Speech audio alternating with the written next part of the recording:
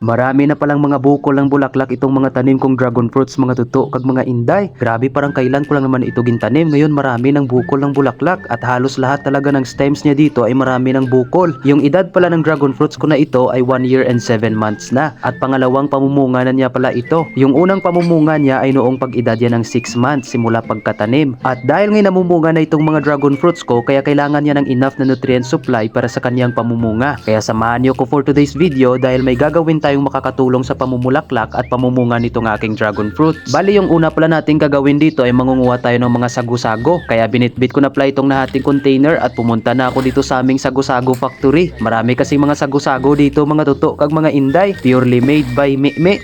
Bali, itong mga sagu-sago ng Mimi ay matagal na itong nakabilad sa araw at natutuyo na talaga ito. Kung gagamit ka pala ng mga dumi ng hayop para sa mga pananim mo, ay mas maganda kung ibilad mo muna sa araw o patuyuin mo ito. Nang sa ganon ay mamatay mo na yung mga harmful microorganism na present sa mga dumi na ito. Bali, hinakot ko lang pala ang mga sagu-sago at ibinuhos diri sa mga punuan ng aking mga tanom na dragon fruit. Itong mga dumi ng kambing ay maganda ito sa mga pananim dahil marami itong source ng nitrogen, phosphorus, potassium, calcium, magnesium, sulfur at iba pang micronutrients. Pagkadugay-dugay diri mga tuto kag mga inday ay natapos ko nang lagyan ng sagu-sago ng Mimi ang lahat ng puno. Kaya ngayon naman ay mangunguha naman tayo nitong mga nabubulok na mga dahon ng palay diri malapit lang sa kubo. Bali, isinilid ko naman ito sa sako tsaka dinala diri sa may dragon fruits at inilagay sa palibot ng mga puno nito. Bali, magsisilbi na pala itong pataba, mulching at pang-cover doon sa mga lumalabas na ugat ng dragon fruit. Itong mga nabubulok naman ng mga dahon ng palay ay maganda itong source ng potassium, which is kailangan ng mga bulaklak at bunga ng mga pananim natin. At maganda din itong source ng nitrogen para sa mga stems, dahon at mga talbos ng ating pananim. Tapos marami din itong phosphorus. Itong mga nabubulok na dahon ng palay ay pinapanatili niya ang moisture sa lupa at pinapaganda niya yung lupa dahil maging marami na yung soil organic matter at mapapanatili ang presensya ng mga beneficial microorganisms. Isa sa mga problema ko nga dito ay itong mga manok namin dahil hinuhukay niya yung mga nilalagay kong mga organic materials dito. Kaya para hindi nila mahuhukay, kaya maglalagay tayo nitong chicken net. Bali, ko cover pala natin ito doon sa mga puno para hindi nila mahukay yung mga nilagay natin. Para naman hindi maalis itong net sa lupa, dapat may pang-clip tayo dito. At ito ang naisipan kong gawing clip, ang mga kagingking ng kawayan.